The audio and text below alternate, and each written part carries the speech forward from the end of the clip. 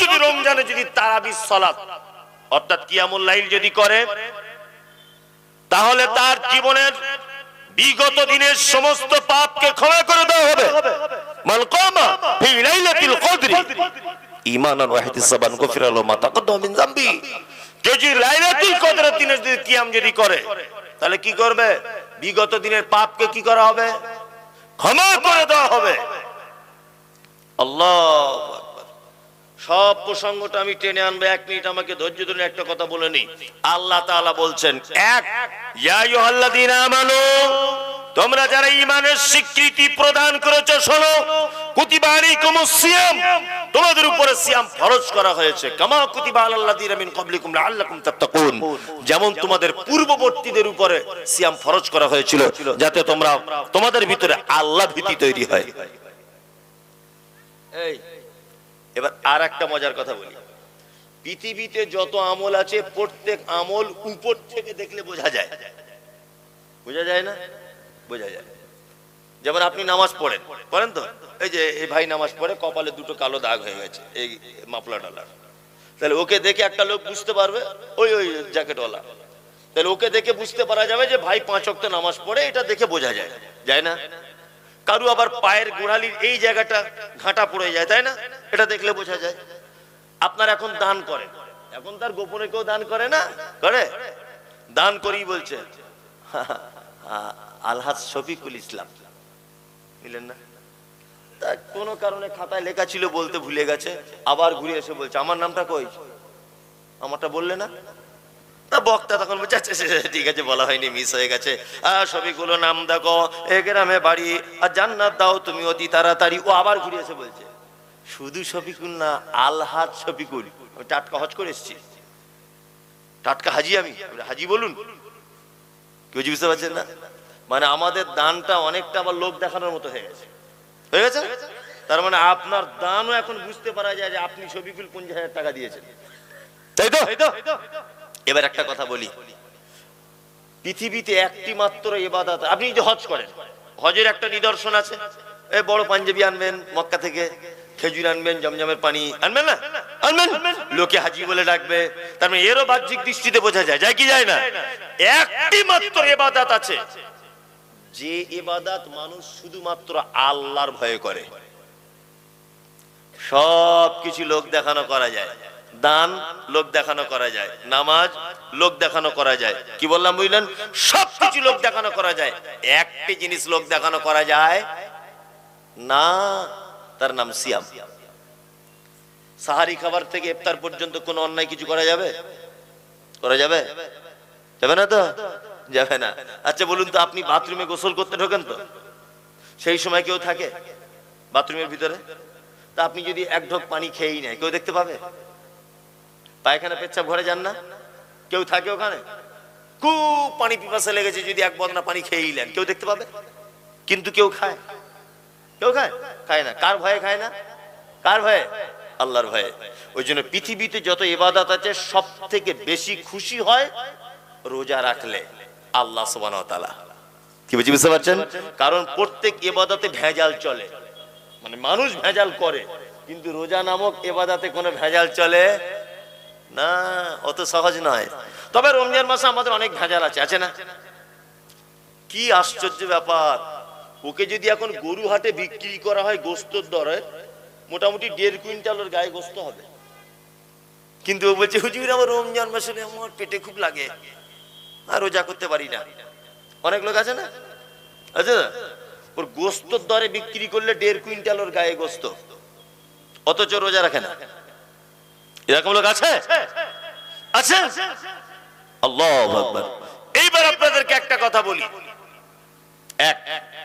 আচ্ছা রমজান মাসের এত সওয়াব, এত গুরুত্ব কেন, এটা জানা আছে? জানা নেই? আল্লাহ তাআলা বলছেন শাহরু রমাজান আল্লাযী উনজিলা ফীহিল কুরআন, রমজান সেই মাস, রমজান সেই মাস যে মাসে আমি আল্লাহ কোরআন অবতীর্ণ করেছি। তার মানে রমজানের যত গুরুত্ব মাহাত্ম্য কিসের জন্য? কোরআন অবতীর্ণের জন্য, তাই তো? আজকে বিশাল প্যান্ডেল করা হয়েছে, ভালো করে বুঝবেন। প্রধান বক্তাকে না আবু তাহের সালাফি সাহেব ধরে না, তাহলে এই আয়োজনটা কার জন্য হয়েছে? প্রধান বক্তার জন্য হয়েছে, যে বক্তব্য রাখবে সব শুনবে, তাই না? তাহলে মূল আয়োজনের মানে উদ্দেশ্য কি? বক্তা আসবে, বক্তব্য রাখবে, তাই না? ইনি হচ্ছেন মূল। আল্লাহ তাআলা বলছে রমজানে এত সম্মান কেন জানো? আল্লাযী উনজিলা ফীহিল কোরআন। এই রমজানের এত গুরুত্ব এই কারণে যে এই মাসে, রোজার মাসে কোন এক রাত্রিতে আল্লাহ সুবহানাহু ওয়া তাআলা বলছেন আমি কোরআন অবতীর্ণ করেছি, তাই না? এই শোনো, রমজানের কিছু মাসলা মাসাইল, এগুলো আলেম ওলামারা শায়েখরা সব আছেন বসে, যেগুলো খুব কমন জিনিস, এগুলো আপনাদেরকে আমি বলে দিয়ে যাচ্ছি। কি বললাম বুঝলেন? কারণ অনেক ভুল ত্রুটি আমরা অনেক সময় করি কি করি না? করি। এক, অনেক সময় রমজান মাসে আমরা রোজা খাদ্য খাবার খেয়ে নষ্ট করে দিই না? কেউ কেউ বলেছে একটা রোজা যদি কেউ নষ্ট করে দেয়, সারা জীবন রোজা করে গেলেও ওর কাফারা পূরণ হয় না, বলে না? একদম মিথ্যা কথা। আপনি ইচ্ছা করে হোক একটা রোজা মিস করেছেন, ইচ্ছা করে, একদম ভালো করে বুঝবেন, আপনি একটি কাবিরা গুনাহ করেছেন। ফরজ ইবাদত ইচ্ছা করে ছেড়ে দিয়েছেন, আপনি কি করেছেন? কাবিরা গুনাহ করেছেন। আপনি তার জন্য আল্লাহর দরবারে ক্ষমা প্রার্থনা করুন, আর পরবর্তী টাইমে ওই রোজাটা পূর্ণ করে দেন। কি বললাম বুঝলেন?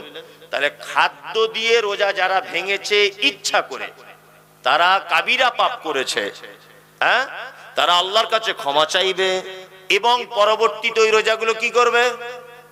করে দিবে। নাম্বার 2, কাবলু চাচা বাড়িতে আছো?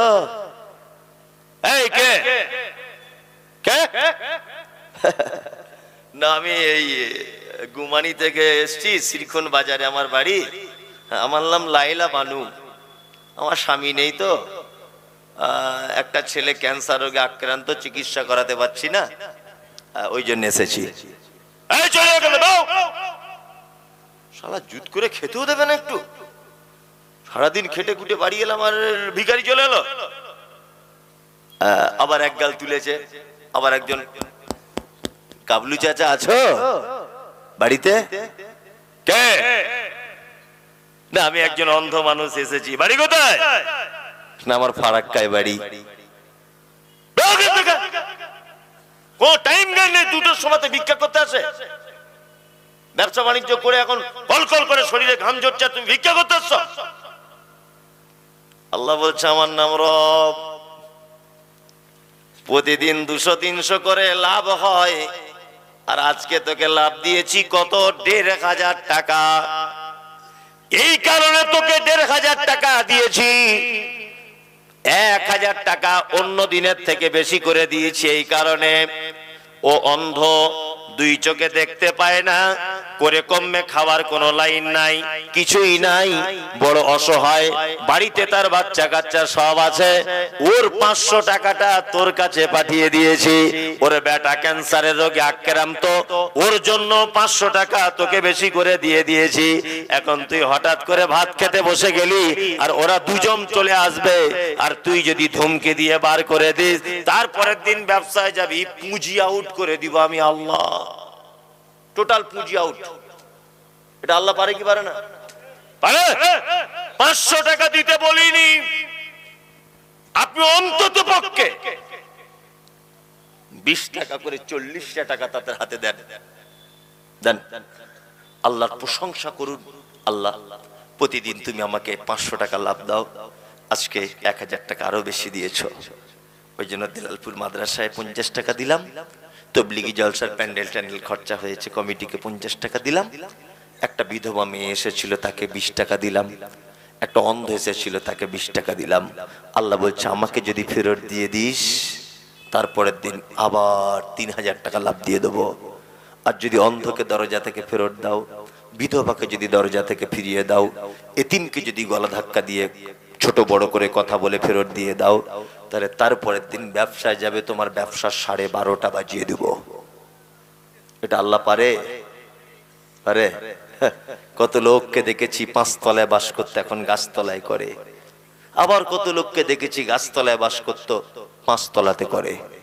আমি একটা জিনিস খুব ভালো করে বুঝেছি, পৃথিবীতে যদি কেউ ধনী হতে চায়, যে আমি সুপার পাওয়ার ধনী হব, কোটি কোটি কোটি কোটি টাকার মালিক হব, ধনী হতে গেলে প্রথম কাজ দান করা শিখতে হবে। যে দান করতে পারে না, জীবনে কোনো দিন ধনী হতে পারবে না। কি বললাম বুঝলেন? আর বখিল লোকেদের থেকে বড় বিপদে পৃথিবীতে আর কেউ নেই। গ্রামগঞ্জে দেখবেন কিছু বখিল, চামারের বেটা চামার, লাখ লাখ টাকার মালিক, এখনো পর্যন্ত জুতোর ফিতে সেলাই করে তবে পড়ে, নতুন জুতো কেনে না। এরকম চামার আছে না? একটা জ্যাকেট কিনে 13 বছর ধরে পড়ছে, শীতকালে নতুন কেনে না। জীবনে কোনোদিন বাজারে ভালো মাছ, ভালো মাংস, খাসির মাংস খায় না, অথচ কোটি কোটি টাকা। আচ্ছা, এরকম চামার লোক, ওর খুব বিপদ। ও দুনিয়াতেও না ভালো জিনিস খেতে পারলো, গরিবের হালাতে থাকলো, আর আখেরাতে আমিরদের কাতারে দাঁড় করিয়ে আল্লাহ তাআলা হিসাব নেবেন। এই তুই চামারগিরি করবি কর, কিন্তু তোকে তো আমি দিয়েছিলাম টাকা পয়সা, তুই মুকেশ আম্বানির লাইনে দাঁড়া, তোর এখন হিসাব হবে। ও তখন মনে মনে ভাববে, আল্লাহ দুনিয়াতে ভালো লুঙ্গি পড়তে পারলাম না, আন্ডার প্যান্ট পরে ঘুরলাম, আর ছেঁড়া গেঞ্জি, পুঁই রান্নার ডাল আর কচু, ইলিশ মাছ চোখে দেখতে পারলাম না, খাসির মাংস জীবনে খেতে পারলাম না, আমি কেন মুকেশ আম্বানির কাতারে থাকবো? থাকতে হবে, কিছু করার নেই, তুমি তো চামার। কি বুঝলেন না? একদম। দান করা শিখুন, দান করা শিখুন। যারা দানের ব্যাপারে প্রশস্ত করে দেয় নিজের হাতকে, আল্লাহ সুবহানাহু ওয়া তাআলা তাদের মালে বারাকা দান করেন। ইনশাআল্লাহ আমরা দানের ব্যাপারে সচেতন হব, ইনশাআল্লাহ ইনশাআল্লাহ। তার নফল দান সম্পর্কে আমি মোটামুটি বলে দিলাম, প্রায় 1 ঘন্টার কাছাকাছি। এইবার আপনাদেরকে আমি একটা দ্বিতীয় যেটা বলবো সেটা হচ্ছে সিয়াম। এবার আমার দিকে ফিরুন। আচ্ছা, বর্তমান বাজারে অনেক বক্তা আছে দেখবেন, এখনকার বক্তা তো বেশিরভাগ নকলকারী বক্তা। বক্তার নাম লিখছে অমুক সাহেব, নকল নূর মোহাম্মদ, বক্তা অমুক সাহেব নকল বদরুদ্দোজা নাদবি, বক্তা অমুক সাহেব নকল দেলোয়ার হোসেন সাইদি। মনে মনে ভাবি, শালা বক্তাই যদি নকল হয়, ও আসল কথা বলবে কি করে? তো নিজেই নকল। আচ্ছা না, কত যে নূর মোহাম্মদ তা আল্লাহ ছাড়া কেউ জানে না, কত যে বদরুদ্দোজা নদবী তা আল্লাহ ছাড়া কেউ জানে না, কত যে দেলোয়ার হোসেন সাইদি আর কত যে আব্দুর রাজ্জাক বিন ইউসুফ বার হয়েছে। আল্লাহু আকবার। কি বললাম বুঝলেন না? তো মনে মনে ভাবছি, ও নিজেই যদি নকল হয়, তাহলে আর ও কি আসল কথা বলবে? এবার আপনাদেরকে একটা কথা বলি। আচ্ছা, এটা কি মাস আরবি? শাবান। শাবান মাস, তাই না? শাবান মাসে বেশি বেশি কি করতে হয়? একটা লোক করেছেন, কেউ হাত তুলুন তো এখানে। কজন? মানে 1 2 3 4 5। ঠিক আছে, তুমিও করেছো বাবু, মাশাআল্লাহ। উম্মে সালমা রাদিয়াল্লাহু তাআলা আনহা তিনি বলছেন যে আল্লাহ রাসূল সাল্লাল্লাহু আলাইহি ওয়াসাল্লাম শাহরাইন মুতাতাবিঈন, পরপর 2 মাস সিয়াম রাখতে দেখেছি আমি। কোন মাস? শাবান আর রমাজান। তবে তিনি দুটো একটা সিয়াম শাবানে ছেড়েও ছিলেন। এক নাগারে কোন কোন হাদিস থেকে প্রমাণ পাওয়া যায় 15 দিন পর্যন্ত, 15 শাবান পর্যন্ত আল্লাহ রাসূল সাল্লাল্লাহু আলাইহি ওয়াসাল্লাম সিয়াম পালন করতেন। এইবার আপনাদেরকে বলি, নফল সিয়ামের গুরুত্ব কত। এক, আরাফার দিনে কেউ যদি সিয়াম পালন করে, কোন দিনে? আরাফার দিনে কেউ যদি সিয়াম পালন করে, গত 1 বছরের, আগামী 1 বছরের পাপকে ক্ষমা করে দেওয়া হয়। 2, কেউ যদি আশুরার দিনে যদি সিয়াম পালন করে মুহররমের 9-10 তারিখে, তাহলে 1 বছর, গত 1 বছরের পাপকে কি করা হয়? ক্ষমা করে দেওয়া হয়। 3, আমাদের নবী মুহাম্মদ সাল্লাল্লাহু আলাইহি ওয়াসাল্লাম তিনি বলছেন, কেউ যদি আল্লাহ সুবহানাহু ওয়া তাআলার সন্তুষ্টির জন্য একটি যদি নফল সিয়াম যদি পালন করে, তাহলে তার থেকে জাহান্নামকে 70 বছরের রাস্তা একটি ঘোড়া ছুটলে যতটা রাস্তা যাবে 70 বছর, তার থেকে ওই ব্যক্তির থেকে জাহান্নামকে ততটা দূরে সরিয়ে দেওয়া হবে। কি বলছি বুঝতে পারছেন? চলুন, তাহলে এই তিনটে কথা বললাম নফল সিয়ামের, তাই না? তাহলে নফলে যদি এই হয়, মানে নকল বক্তায় যদি এই হয়, তাহলে আসল কি হবে? নফলে যদি এই উপকার হয়, একটা রোজা রাখলে যদি 70 বছর জাহান্নাম থেকে আল্লাহ যদি দূরে সরিয়ে দেয়, তাহলে ফরজ রাখলে কি হয়? আল্লাহু আকবার, আল্লাহু আকবার। ফরজের উপকারিতা বললে তো মাথার কাজ করবে না। ফরজের উপকারিতা কি? আর কদিন পরে রমজান, প্রস্তুতি নিচ্ছেন তো? ইনশাআল্লাহ 1 মাস সিয়াম পালন করবে ইনশাআল্লাহ, ইনশাআল্লাহ। আমাদের প্রস্তুতি কি? আমাদের প্রস্তুতি ছোলা কিনতে হবে, ভালো মানের খাজুর কিনতে হবে, আর ইফতারিতে প্রতিদিন ফল চাই। এই সব আমাদের প্রস্তুতি। আপনার স্ত্রীকে দেখবেন গ্যাসটা সব ভালো করে ভরে নিচ্ছে, সাহারিতে রান্না করতে হবে, এই সব প্রস্তুতি না? এই সব হাবিজাবি প্রস্তুতি। আমাদের মসজিদ কমিটিরা প্রস্তুতি নিচ্ছে, রং টং করে ঠিকঠাক করছে, রমজান মাস আসছে, তাই না? আল্লাহু আকবার। এটা তো আপনার প্রস্তুতি। হ্যাঁ, স্বয়ং আল্লাহ রমজান মাসে কি প্রস্তুতি নেয় দেখুন, আল্লাহ নিজে। সুবহানাল্লাহ। আচ্ছা, আপনার বাড়িতে যদি আমি এখন মেহমান হয়ে যদি যাই, তা আপনার বিছানার চাদর যেটা বিছানো থাকবে খাটের উপরে প্রতিদিন, ওই চাদরটাই থাকবে না নতুন চাদর আপনার স্ত্রী বার করে দিবে? কোনটা নতুন?